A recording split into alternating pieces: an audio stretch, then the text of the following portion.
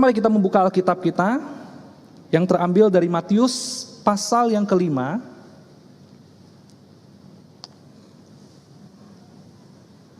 Matius pasal yang kelima, ucapan bahagia Tuhan Yesus yang ke-8, saudara. Matius pasal 5 ayat 10 hingga ayat yang ke-12. Demikian bunyi firman Tuhan. Berbahagialah orang yang dianiaya oleh sebab kebenaran, karena merekalah yang empunya kerajaan sorga. Berbahagialah kamu jika karena aku kamu dicela dan dianiaya, dan kepadamu difitnahkan segala yang jahat. Bersukacitalah dan bergembiralah, karena upahmu besar di sorga, sebab demikian juga telah dianiaya nabi-nabi yang sebelum kamu. Diberkatilah setiap kita yang selalu membaca firman Tuhan, merenungkannya dan terus berusaha melakukannya di dalam kehidupan. Saudara yang dikasihi oleh Tuhan, kalau saya mau bertanya hari ini kepada setiap saudara, baik yang ada di tempat ini ataupun yang ada di rumah, menurut saudara kira-kira profesi apa yang hari ini kalau kita jalani memiliki resiko yang sangat tinggi sekali? Apa saudara kira-kira? Sekali lagi, profesi apa kira-kira yang memiliki resiko yang paling tinggi hari ini? Ya, saya mendengar jawaban orang-orang yang ada di rumah, betul sekali. Ya, saudara, tidak ada yang salah ya. Nah, saudara, menurut saya secara pribadi, profesi yang memiliki resiko yang tinggi pada hari ini adalah menjadi seorang dokter atau perawat, saudara. Nah, saudara, menjadi seorang dokter adalah sesuatu yang sangat baik, atau perawat begitu ya. Dan boleh dikatakan menjadi dokter dan perawat itu adalah panggilan yang mulia. Kenapa saudara? Karena kita bisa menolong banyak orang melalui profesi ini. Nah, saudara, hari ini saya mau mengajak kita untuk membayangkan. Coba kita bayangkan kalau hari ini kita itu menjadi seorang dokter atau perawat di sebuah rumah sakit, saudara. Saudara, sekali lagi saya katakan menjadi dokter atau perawat adalah sesuatu kebanggaan tersendiri sebab kita bisa menolong orang banyak. Tetapi saudara, pada masa pandemi seperti ini, saat ini saudara, menjadi seorang dokter atau perawat itu adalah sesuatu pekerjaan yang sangat berat sekali. Kenapa berat saudara? Saudara bisa bayangkan saudara, di tengah-tengah kondisi pandemi, virus yang begitu gampang sekali untuk menyebar ke tubuh manusia saudara, menjadi seorang dokter itu menjadi orang yang ada di depan. Apalagi saudara kalau menjadi dokter yang bekerja di rumah sakit secara khusus merawat pasien COVID-19 secara langsung. Saudara, mereka bukan hanya harus memakai masker saja, mereka bukan hanya harus memakai sarung tangan saja, tetapi mereka harus menggunakan perlengkapan pelindungan diri, APD saudara, alat perlindungan diri secara komplit. Saudara, menurut bacaan yang saya baca, seorang dokter atau perawat yang memakai APD itu saudara, mereka tuh harus memakai sampai 8-9 jam. Tak jarang kita menemukan ada para perawat atau dokter yang menggunakan APD selama waktu itu, saudara, muka mereka rusak. Bahkan tidak sedikit di antara mereka tuh mengalami jerawatan. Saudara, itulah sebabnya dokter yang menangani pasien COVID-19 di ICU, saudara, mereka itu sangat mudah terinfeksi COVID-19. Saudara, kita sudah mendengar begitu banyak sekali para dokter dan perawat yang mati karena virus ini, yang meninggal karena virus ini. Saudara, ada seorang dokter yang berada di New York, saudara, berkata bahwa ketika dia berada di rumah sakit melayani setiap orang yang sakit itu, dia katakan begini, saudara, "You can smell a death." Kamu dapat mencium kematian di dalam rumah sakit ini. Apa artinya? Saudara, ketika mereka berada di rumah sakit, para dokter dan perawat itu, mereka dekat dengan kematian. Kematian itu begitu nyata di hadapan mereka. Sangat dekat sekali. Sehingga bisa dicium, saudara. Saudara, sekali lagi ada banyak dokter dan perawat yang bekerja atas dasar panggilan mereka. Yaitu untuk melayani dengan hati. Mereka bekerja sepenuh hati. Bahkan mereka rela berkorban hidup bagi orang lain yang sekalipun mereka tidak pernah kenal. Bagi orang lain yang mereka tidak pernah tahu. Tetapi mereka bekerja dengan hati. Bukan untuk diri mereka. Tapi untuk dunia. Untuk bangsa. Masalah itulah sebabnya kita mesti mengingat mereka yang bekerja seperti ini, saudara. Itulah sebabnya kita mesti mengingat mereka yang berjuang bukan untuk diri mereka, tetapi berjuang untuk masa depan kita dan dunia. Mereka yang berada di garis depan itu, saudara, mengingatkan kita bahwa mereka rela meninggalkan segalanya. Mereka rela meninggalkan keluarganya. Bahkan kalau kita baca di beberapa berita, saudara, beberapa dokter dan perawat rela tidak bertemu dengan keluarganya berbulan-bulan, saudara. Soalnya ini satu pengorbanan yang luar biasa sekali, bukan? Satu resiko yang dihadapi. Saudara, kalau saudara dan saya adalah seorang dokter hari ini, kita dituntut untuk setia dalam menjalani panggilan sebagai dokter. Dan itu adalah sesuatu yang sangat mulia sekali, saya katakan. Sesuatu yang sangat mulia sekali. Namun saudara, ada satu hal yang kita mesti ingat. Ada satu hal yang mesti kita sadari, bahwa sebetulnya ada risiko yang sangat besar. Ada risiko yang harus kita tanggung ketika kita menjadi seorang dokter. Dan taruhannya tidak main-main, saudara. Taruhannya adalah nyawa. Taruhannya adalah nyawa. Nah, saudara yang dikasih oleh Tuhan, identitas seorang dokter dan perawat hari ini tidak bisa terhindar dari yang namanya resiko, bahkan kehilangan nyawa. Saudara, saya pikir identitas kita sebagai murid Tuhan pun tidak bisa terlepas dari yang namanya resiko, saudara. Tidak bisa terlepas dari namanya tantangan, pertentangan, bahkan benturan di dalam kehidupan, bukan?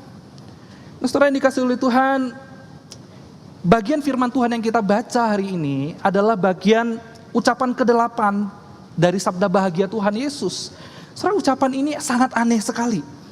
Beberapa penulis menyimpulkan bahwa apa yang disampaikan Tuhan Yesus dari ucapan yang ke-8 ini, saudara, adalah sebuah ucapan yang klimaks tapi anti klimaks. Bagaimana mungkin seseorang yang melakukan kebenaran, bagaimana mungkin seseorang yang melakukan sesuatu yang mulia, bagaimana mungkin seseorang yang melakukan sesuatu yang baik, saudara, tetapi kemudian mengalami aniaya. Dan beberapa penafsir mengatakan bahwa ucapan yang ke-8 ini adalah ucapan yang paling sulit dibandingkan dengan ucapan-ucapan yang sebelumnya, saudara. Yaitu ketika kita melakukan sebuah kebenaran, kita akan teraniaya. Nah, saudara yang dikasih oleh Tuhan, idealnya adalah orang yang melakukan kebenaran atau melakukan hal yang mulia seharusnya kan bukan menerima yang namanya fitnah. Kita kalau bertemu dengan orang yang melakukan kebenaran, kita kalau berjumpa dengan orang yang melakukan hal yang baik dan mulia, tentu saja kita akan memberikan sesuatu yang baik kepada mereka, bukan? Tentu saja kita akan menghargai mereka, dan kalau boleh kita akan meninggikan mereka ketika mereka melakukan sesuatu yang baik tersebut. Tetapi sekali lagi, aneh sekali Tuhan Yesus menyampaikan, orang yang melakukan kebenaran tetapi justru dianiaya. Orang yang melakukan kebenaran tetapi justru difitnah. Saudara, apa sebetulnya yang Tuhan mau sampaikan kepada setiap kita hari ini? Apa sebetulnya yang Tuhan mau ajarkan sebetulnya melalui ucapan yang ke-8 ini, saudara? Saudara, mari kita perhatikan. Mari kita mendalami bagian firman Tuhan ini. Yang pertama, saudara, mari kita perhatikan dari segi konteks budaya pada masa itu, saudara. Ketika Tuhan Yesus menyampaikan bagian ini, kita mesti melihat sebetulnya apa sih yang sedang mempengaruhi orang-orang tentang yang namanya bahagia pada masa itu. Nah, saudara, kita tahu bahwa pada masa itu, masa perjanjian baru, masa Tuhan Yesus, saudara, pada masa itu filsafat Stoa adalah filsafat yang sangat mempengaruhi kehidupan kekaisaran Romawi kuno masa itu. Di mana filsafat ini mengajarkan bahwa kebahagiaan hidup itu bisa dicapai dengan kita itu melakukan kebajikan dalam hidup ini, yaitu cardinal virtue, saudara. Maksudnya di dalam kebajikan itu kita akan melakukan 4 hal misalnya. Seseorang disebut bahagia, maka dia perlu melakukan kebijaksanaan, dia perlu punya keberanian, dia perlu punya keadilan, bahkan dia perlu punya pengendalian diri. Nah, kalau seseorang itu memiliki keempat kebajikan ini, saudara, maka orang tersebut disebut sebagai seorang yang berbahagia, begitu ya, disebut sebagai seorang yang berbahagia. Tetapi pertanyaannya begini, saudara, bagaimana kalau misalnya seseorang sudah mencapai keempat kebajikan ini, lalu kemudian dalam kehidupannya, dalam realita hidupnya, dia tidak pernah mengalami kehidupan yang normal. Maksudnya adalah dia tetap mengalami penderitaan dalam hidupnya. dia tidak bisa hidup layak seperti orang normal biasanya setelah dia mencapai kebajikan ini. Menurut beberapa literatur stoisme, saudara, yang saya baca, dikatakan begini, ketika seseorang sudah mencapai kebajikan ini, yang tinggi ini, keempat hal tadi, saudara, kebijaksanaan, lalu keberanian, keadilan, dan pengendalian diri, mereka sudah mengejar itu dan mereka sudah melakukan itu dalam kehidupan mereka, tetapi mereka masih mengalami penderitaan hidup, maka hal yang paling lazim dilakukan orang-orang seperti ini adalah mereka akan bunuh diri. Nah, bunuh diri itu adalah sesuatu yang sah bagi orang pada masa itu.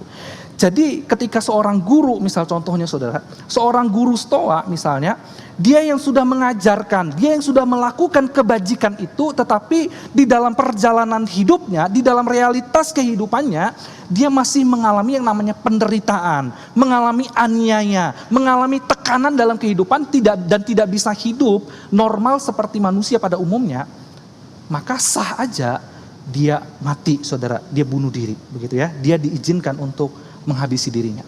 Nah, saudara yang dikasih oleh Tuhan, menurut ajaran Stoa, ketika kita mati, manusia itu akan kembali ke alam, begitu ya. Ketika manusia mati, manusia itu akan menyatu dengan alam. Kenapa? Karena manusia pada hakikatnya dimulai dari alam dan kemudian diakhiri bersama dengan alam. Kalau kita bicara dengan orang Stoa tentang kehidupan setelah kematian, itu tidak ada bagi mereka di dalam otak mereka. Tidak ada kehidupan setelah kematian. Nah, saudara yang dikasih oleh Tuhan, filsafat seperti inilah yang banyak mempengaruhi kehidupan orang-orang pada masa itu. Dan pada waktu Tuhan Yesus menyampaikan persoalan ini, saudara, pada waktu Yesus menyampaikan berbahagialah orang yang dianiaya, berbahagialah orang yang menderita, Tuhan Yesus sebetulnya sedang mau menunjukkan bahwa kehidupan kekristenan itu berbeda dengan filsafat pada masa itu. Filsafat pada masa itu mengajarkan kalau kita menderita, ya udah kita boleh bunuh diri. Kalau kita sudah berjuang dalam hidup ini melakukan kebenaran, maka kita berbahagia. Kalau kita sudah berjuang melakukan kebenaran dan kita masih menghidupi kehidupan yang penuh dengan penderitaan, kita boleh bunuh diri. Tetapi berbeda dengan ajaran Tuhan Yesus. Ketika Tuhan Yesus berkata, berbahagialah orang yang dianiaya karena kebenaran, Tuhan sedang menunjukkan bahwa ada satu perbedaan. Tuhan sedang menekankan bahwa iman Kristen itu iman Kristen itulah soal bagaimana kita bertahan di tengah penderitaan. Iman Kristen itu bukan soal menyerah karena keadaan dan kondisi. Iman Kristen itu adalah iman yang bertahan di dalam Tuhan. Dalam kekristenan, saudara, penderitaan dan penganiayaan adalah ujian terhadap kesetiaan kita. Maka pada waktu Tuhan mengizinkan kita mengalami aniaya dan penderitaan, di sanalah sebetulnya iman kita sedang dibentuk dan iman kita sedang diuji. Sebab itu, saudara, pada waktu Tuhan Yesus menyampaikan kepada murid-muridnya dan semua orang yang mendengar pada masa itu, ketika kamu menghadapi penganiayaan oleh karena kebenaran, kamu mesti bertahan. Karena di ayat yang ke-12 Tuhan berkata, kamu mesti bersukacita karena ada upah yang besar.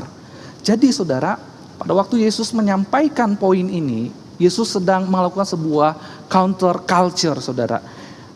Bahwa dia menyatakan, iman Kristen itu bukan iman yang gampang. Iman Kristen itu bukan iman yang gampang, saudara. Gampang menyerah karena keadaan. Iman Kristen itu bukan gampang marah karena keadaan. Saudara, iman Kristen itu bukan iman yang gampang mengeluh karena keadaan. Saudara, iman Kristen itu bukan iman yang gampang putus asa karena keadaan. Iman Kristen itu adalah iman yang bertahan di tengah tantangan. Iman yang akan terus maju dan kehidupan yang akan terus dipertahankan karena kita ada Tuhan. Dan lebih dari itu, saudara, Tuhan Yesus sebetulnya sedang mau mengajarkan kepada setiap kita juga bahwa iman Kristen itu adalah iman yang penuh dengan pengharapan. Di tengah penderitaan kita tidak usah khawatir. Di tengah ancaman, tantangan kehidupan, kita tidak usah takut, saudara. Kenapa? Karena ada Tuhan beserta kita dan ada Tuhan yang sedang menanti kita ketika kita mengakhiri setiap penderitaan tersebut. Saudara, sekali lagi kata bahagia yang dibahas oleh Tuhan di sini untuk menunjukkan kepada setiap kita bahwa apa iman Kristen itu berbeda dengan filsafat Stoa, saudara. Saudara, demikian juga dengan kehidupan kita. Ketika Tuhan berkata kita berbahagia oleh karena kebenaran, Tuhan sedang mau mengatakan sebuah janji kepada setiap kita. Kita mesti bertahan, kita mesti berjuang. Jangan berputus asa. Lalu di sisi yang lain, saudara, ketika Tuhan berkata berbahagialah engkau kalau engkau dianiaya karena kebenaran, Tuhan di sini juga bukan sedang mengajarkan tentang paham asketis, saudara. Yaitu sebuah paham yang mempercayai bahwa kehidupan spiritualitas itu akan semakin tinggi, akan semakin penuh, dan Tuhan itu akan semakin berkenan ketika kita itu menyiksa diri kita. Saudara, Tuhan tidak sedang mengajarkan tentang paham yang demikian. Ada orang-orang pada masa itu merasa bahwa ketika mereka menyiksa diri mereka, maka Tuhan itu akan makin berkenan. Ketika mereka itu membuat diri mereka itu makin menderita, difitnah orang, maka mereka itu merasa Tuhan itu akan mengabulkan setiap hal yang mereka mau. Dan di sanalah mereka mencapai yang namanya kesempurnaan spiritualitas. Saudara, mencari penderitaan sebagai sebuah tujuan, itulah yang dilakukan oleh paham asketis pada masa itu, saudara. Saudara, sebetulnya paham seperti itu adalah paham para penyembah berhala.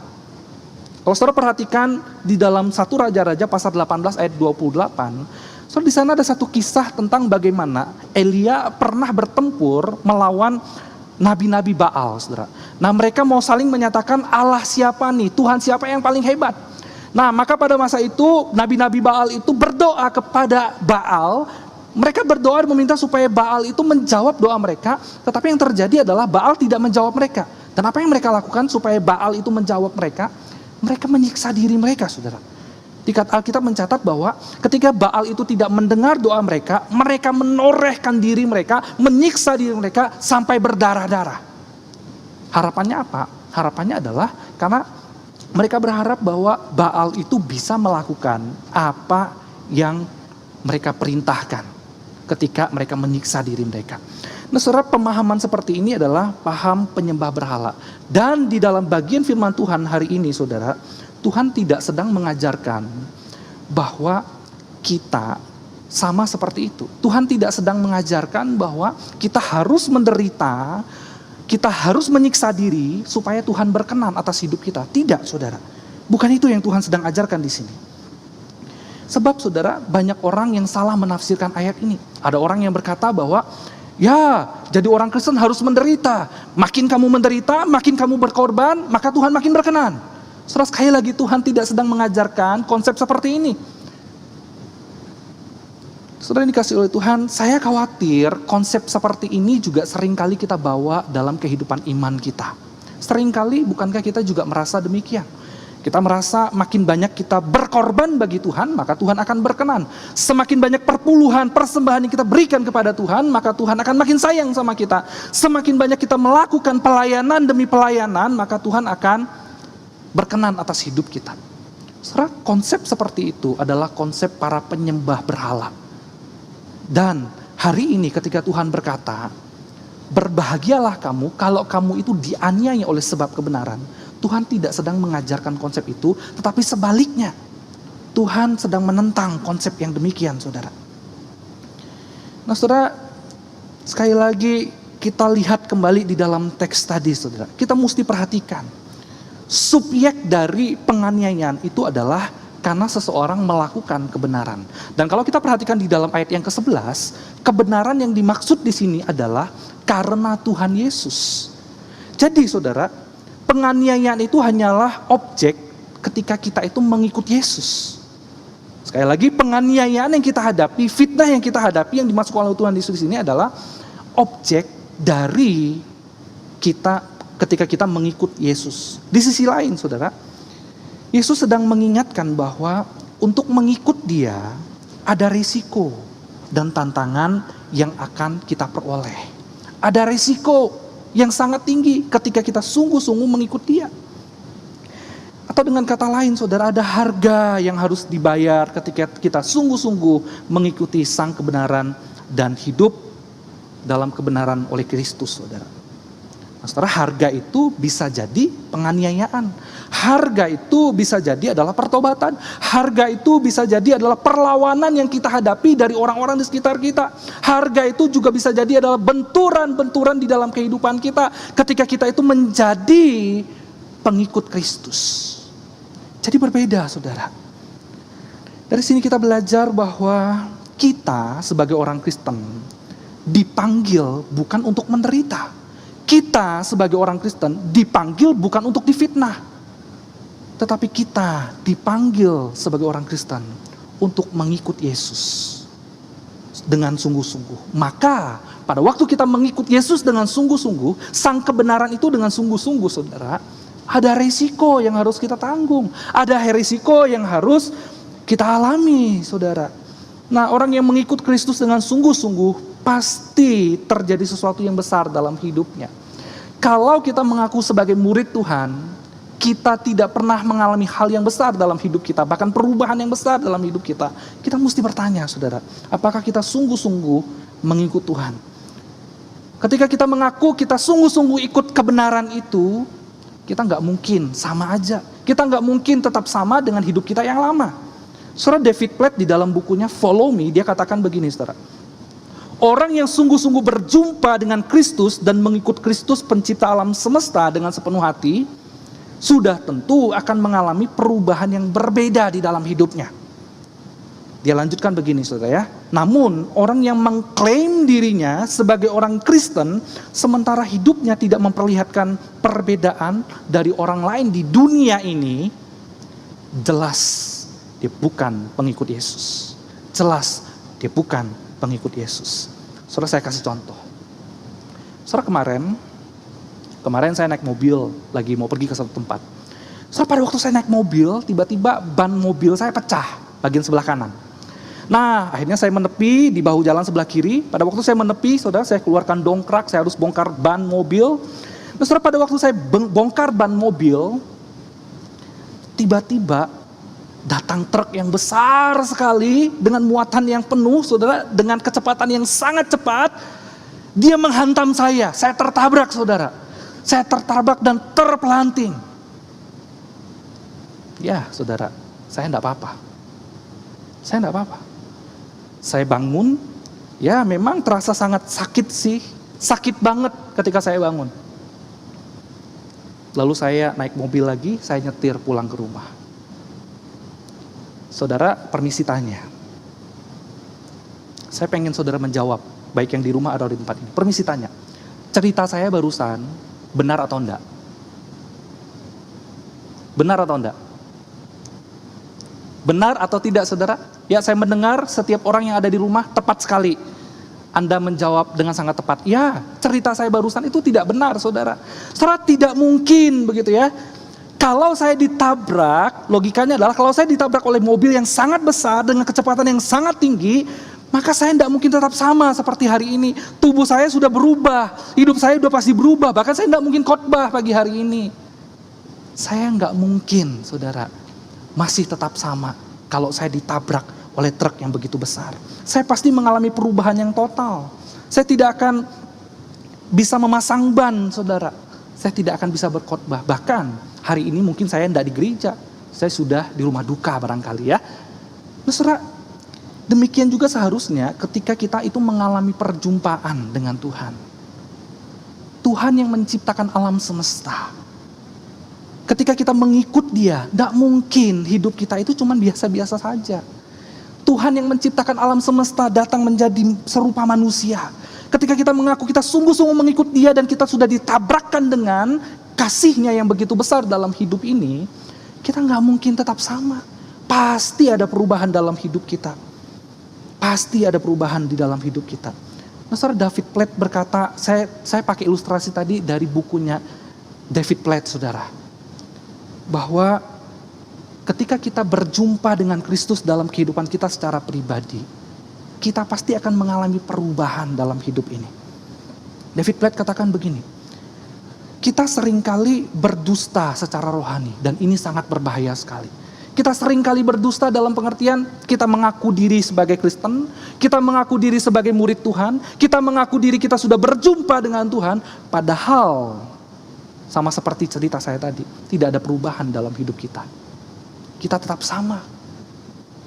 Cara bekerja kita tetap sama, cara hidup kita tetap sama, kata-kata kita tetap sama, cara kita memperlakukan istri dan suami tetap sama dengan cara yang lama. Nah, saudara yang dikasihi oleh Tuhan, inilah ciri seorang murid, kata Tuhan Yesus. Ada harga yang harus dibayar.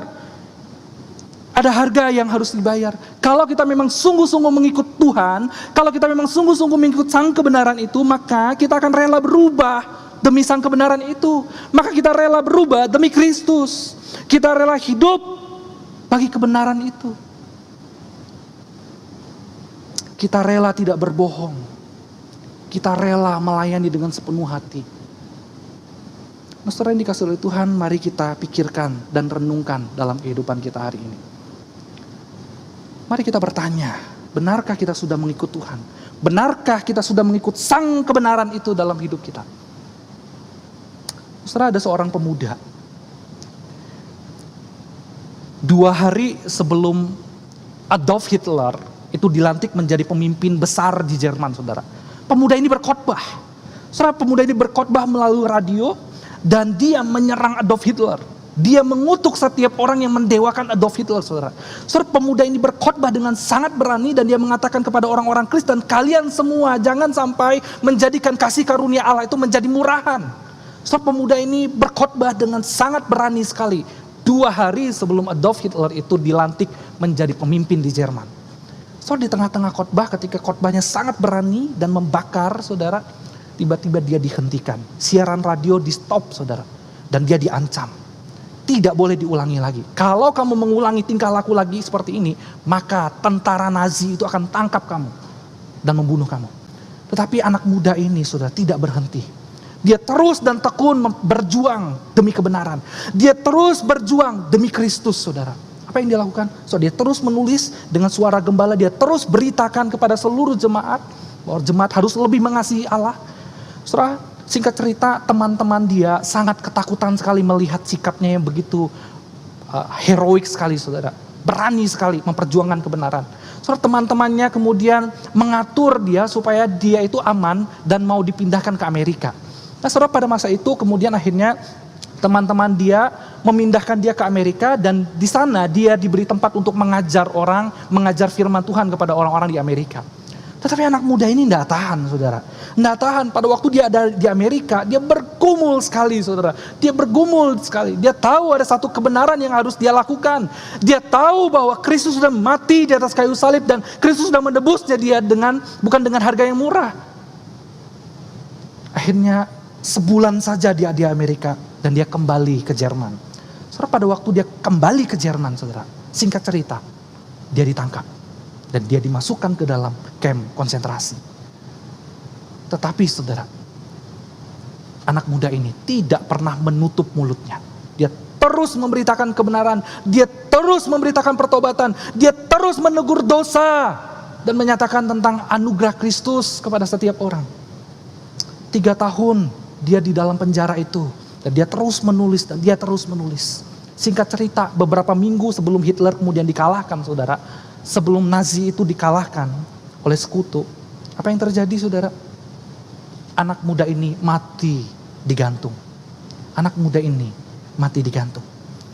Gereja-gereja di Jerman, bahkan gereja-gereja di seluruh dunia merasa sangat sedih sekali karena kematian anak muda ini. Mereka merasa kehilangan seorang pemuda, seorang putra yang sangat berani, seorang murid sejati yang mengikut Tuhan dengan sungguh-sungguh. Seorang anak muda yang luar biasa. Tetapi, saudara, anak muda ini telah membayar harga yang mahal sebagai murid Tuhan. Saudara mungkin sudah tahu cerita tentang anak muda ini. Saudara mungkin pernah dengar kisah anak muda ini. Siapa dia, saudara? Betul sekali. Namanya adalah Dietrich Bonhoeffer, saudara. Saudara, di dalam bukunya, latar belakang inilah yang membuat dia kemudian untuk menuliskan di dalam sebuah buku tentang harga yang harus dibayar oleh seorang murid Tuhan. Dia katakan begini, saudara. Anugerah Allah seringkali kita jual dengan murah. Dan kita lakukan dengan sering dalam kehidupan ini, saudara. Anugerah Allah yang dijual dengan murah itu adalah bahaya yang mematikan bagi gereja-gereja Kristus. Dan dia menjelaskan, bahaya yang terbesar itu dihadapi oleh murid-murid Kristus. Mereka cenderung menjual anugerah Allah itu dengan harga obral. Untuk membuang mutiara Injil ke dalam dunia yang sia-sia. Ya saudara, kekristenan yang murahan, itulah yang berbahaya. Kekristenan yang murahan, itulah sesuatu yang akan mematikan. Kekristenan yang murah, di mana orang mengharapkan berkat-berkat yang melimpah karena iman, tetapi mengabaikan tuntutan dan ketaatan yang harus dibayar karena iman. Kristen yang murah, yaitu ketika orang mudah menyesuaikan diri dengan dunia ini, lebih dari ia bisa menyesuaikan diri untuk mengikut jalan Kristus. Itulah anugerah yang murah. So, mari kita bertanya dengan diri kita hari ini. Kalau kita mengaku diri kita sebagai pengikut Kristus, pengikut sang kebenaran itu, sudahkah kita menghidupi anugerah itu? So, sekali lagi, anugerah yang Allah berikan dalam hidup kita, karunia Kristus yang dinyatakan di dalam hidup kita, itu bukan sesuatu yang mudah dan murah. Tidak mudah, karena Kristus harus memikul salib, mengalami penderitaan, penganiayaan, dan dihina. Tidak murah, karena Kristus, sang anak Allah itu, harus membayar dengan darahnya. So, mari kita bertanya dengan diri kita hari ini. Saya mengajak setiap kita untuk berpikir dengan jujur pada hari ini, saudara. Berpikir dengan jujur. Sekarang mari kita bertanya dengan jujur tentang diri kita yang mengaku murid Tuhan hari ini. Apakah kita sungguh-sungguh membayar, sudah sungguh-sungguh membayar harga tersebut, saudara? Adakah benturan demi benturan yang kita alami ketika kita itu berjuang melekat pada Kristus? Jika iya, Tuhan katakan, engkau berbahagia. Tetapi jika tidak, saudara, mari kita bertanya kembali. Apakah memang kita adalah murid yang sungguh-sungguh? Atau mungkin saudara, ketika kita tidak menghadapi benturan-benturan itu, ketika kita menjadi murid Kristen, murid Tuhan, jangan-jangan kita sudah terlalu serupa dengan dunia ini, sudah terlalu sama, sehingga kita tidak lagi merasakan ada aniaya, sehingga kita tidak lagi merasakan ada harga yang harus dibayar. Sekarang kita menjadi orang Kristen yang gampang sekali, saudara. Di rumah aja, saudara tinggal ibadah, klik, saudara nggak perlu repot-repot.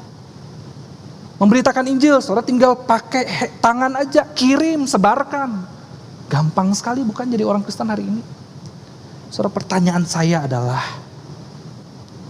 sudahkah kita membayar harga sebagai murid Tuhan?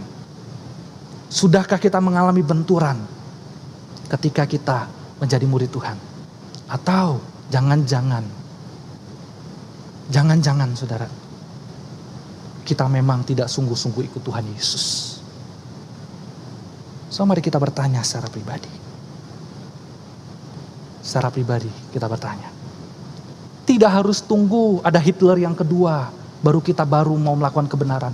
Tidak harus tunggu penganiayaan yang besar datang, baru kita mengaku kita adalah murid Yesus yang setia. Tidak harus tunggu pistol ditodongkan di kepala kita, lalu kita berani berkata, saya murid Tuhan, tidak apa-apa saya mati. Tidak harus tunggu demikian, saudara. Hari ini, mari kita bertanya. Hari ini mari kita bertanya. Saudara, saya mau kenalkan saudara dengan satu orang.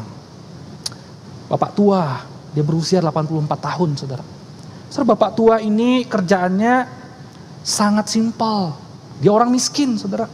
Bapak tua ini bukan orang kaya, bukan orang terkenal. Kerjanya apa? Cuma tukang pijat, saudara. Pijat kaki orang, bapak tua ini. Umur sudah 84 tahun. Setelah sejak tahun 2019 yang lalu, sejak COVID-19, penghasilannya menurun. Kenapa? Karena nggak ada orang mau pijat sama dia. Penghasilan menurun. Dia berkata, Kalaupun ada satu orang aja dalam satu minggu, dia sangat bersyukur sekali, saudara. Sangat bersyukur sekali. Tahun lalu, saudara, ketika kita semua bisa merayakan Natal dengan baik, sekalipun harus di rumah aja, dan kita bisa ikut dengan internet, saudara, Bapak tua nggak bisa. Bapak tua ini nggak bisa, saudara. Dia mau ikut Natal, dia rindu pengen ikut Natal, tapi nggak bisa. Handphone tidak canggih, internet tidak punya, mau ke gereja nggak boleh. Sedih hatinya. Bapak tua ini namanya Pak Lasan, saudara. Pak Lasa, saudara. Dia rindu dengan istrinya. Gak punya sanak saudara. Istrinya tahun 92 sudah meninggalkan dia sendiri. Tetapi saudara, Bapak usia 84 tahun ini, dia selalu menghidupi Kristus dalam hidupnya. Apa yang dia lakukan, saudara? Saudara, saya tunjukkan satu video, salah satu hal yang dia lakukan dalam hidupnya.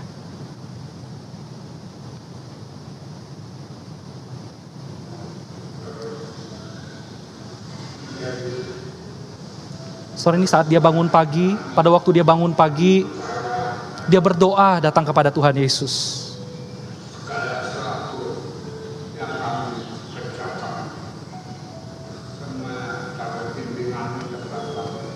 Kami percaya ada kehadiran di dalam nama Tuhan Yesus Kristus. Doa ini kami panjatkan. Haleluya. Amin. Saudara, hidupnya sangat berat Bapak tua ini, Pak Lasa. Hidupnya sangat berat, tapi itu tidak membuat dia berhenti untuk mencari Tuhan Yesus. Itu tidak membuat dia berhenti datang kepada Tuhan. Dan yang paling mengharukan adalah saudara, di masa tuanya ini saudara, ia tidak menginginkan materi. Yang dia inginkan adalah dia punya cukup tenaga. Itu yang dia doakan tiap hari. Dia cukup punya tenaga. Dan punya makan minum yang cukup. Dan kalau ada lebih, dia rindu berbagi dengan orang lain. Saudara yang dikasih oleh Tuhan, saya mau katakan kepada setiap kita begini. Melakukan kebenaran itu, tidak tunggu nanti ketika penganiayaan besar datang. Ketika gereja kita akan ditutup, melakukan kebenaran dan ikut Yesus itu, tidak tunggu nanti ketika kita diperhadapkan dengan situasi yang buruk dalam perusahaan. Dan kita harus hidup berintegritas, tidak. Setelah ikut Yesus dan melakukan kebenaran itu adalah pada waktu engkau bangun pagi, siapa yang engkau cari? Pada waktu engkau berjalan dalam kehidupanmu, kepada siapa engkau bergantung? Pada waktu engkau hidup di dalam keluargamu, kepada siapa engkau taat dan menyerahkan sepenuh keluargamu? Setelah ikut Yesus itu bukan tunggu keputusan-keputusan yang besar, maka baru di sanalah iman kita tertantang. Tidak. Waktu engkau bangun pagi, waktu engkau menjalani sepanjang hari, waktu engkau menutup hari, itulah kebenaran. Itulah harga mengikut Yesus. Itu harga yang harus kita pikul bersama-sama. Bukankah Yesus katakan seperti itu, saudara? Kita harus memikul salibnya setiap hari. Bukan tunggu penderitaan datang. Bukan tunggu masalah-masalah besar datang. Tetapi setiap hari. Setiap hari. Saudara, mari kita belajar dari ucapan bahagia ini. Bahwa kita punya Tuhan yang sudah mati di atas kayu salib, mengampuni dosa setiap kita. Dan mari kita pun sebagai murid yang telah dipanggil, kita mengasihi Tuhan dengan sungguh-sungguh. Kita rela membayar harga karena kebenaran tersebut. Saya mengundang setiap kita untuk menundukkan kepala bersama-sama. Saya mengundang setiap kita untuk berdoa secara pribadi. Dan mari kita refleksikan kehidupan kita sebagai murid Tuhan hari ini. Saudara, saya ingin bertanya beberapa hal kepada setiap kita. Hari ini, apa yang menjadi kesulitan kita? Hari ini, apa yang menjadi penderitaan di dalam hidup kita? Kalau saya mau katakan mungkin saudara, kita hari ini jadi Kristen, tidak ada penganiayaan, tidak ada fitnah, tidak ada penderitaan yang kita hadapi, bukan? Yesus sudah mengalami semuanya itu bagi kita. Yesus sudah dianiaya untuk kita. Yesus sudah menderita bagi kita. Dan sang kebenaran itu ada di dalam hidup kita hari ini. Maka pertanyaannya adalah, saudara, Sudahkah kita menghidupi kebenaran itu? Kita rela membayar harga menghidupi kebenaran itu. Pada waktu kita hidup di dalam keluarga, ada keputusan-keputusan. Keputusan apa yang kita mau buat? Dan kepada siapa kita mencari keputusan-keputusan itu, saudara? Dengan hikmat manusiakah? Atau kita datang di kaki Tuhan, kita berlutut di hadapan Tuhan, kita minta Tuhan memimpin. Sudahkah kita bayar harga sebagai murid Tuhan, saudara? Saudara berdoalah secara pribadi di hadapan Tuhan.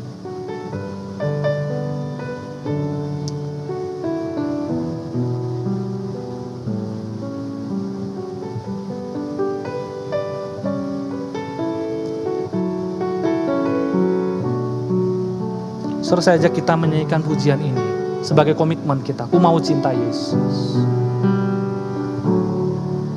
Ku mau cinta Yesus selamanya. Ku mau cinta Yesus selamanya. Meskipun badai silih berganti dalam hidupku, ku tetap cinta Yesus selamanya. Ku mau cinta Yesus. Ku mau cinta Yesus selamanya. Ku mau cinta Yesus selamanya. Meskipun badai silih berganti dalam hidupku, ku tetap cinta Yesus selamanya. Tuhan, terima kasih atas anugerah-Mu yang begitu besar di dalam kehidupan kami. Ampuni kami Tuhan, kalau seringkali kami menganggap murah kebenaran yang telah Engkau nyatakan dalam hidup kami. Seringkali kami menganggap, bahkan mengobral setiap anugerah yang telah Engkau berikan dalam hidup ini Tuhan. Bahkan kami seringkali tidak berbeda dengan dunia ini. Tuhan, ampuni setiap kami. Hari ini firman-Mu kembali mengingatkan setiap kami bahwa ada harga yang harus kami terima. Ada harga yang harus kami bayar ketika kami mengikut Engkau. Ketika kami menjadi murid-murid-Mu Tuhan. Tolong kami Tuhan, berjalan dalam kehidupan. Menjadi terang Tuhan. Membawa kabar baik bagi dunia ini. Tuhan, tolong setiap kami di tengah kehidupan kami sebagai orang Kristen. Kami boleh terus menyatakan kasih Kristus. Kami boleh terus hidup bersama dengan Kristus. Dan kami boleh terus menjadi murid-murid yang membawa kebenaran di tengah-tengah dunia ini. Di dalam nama Tuhan Yesus, kami berdoa mengucap syukur.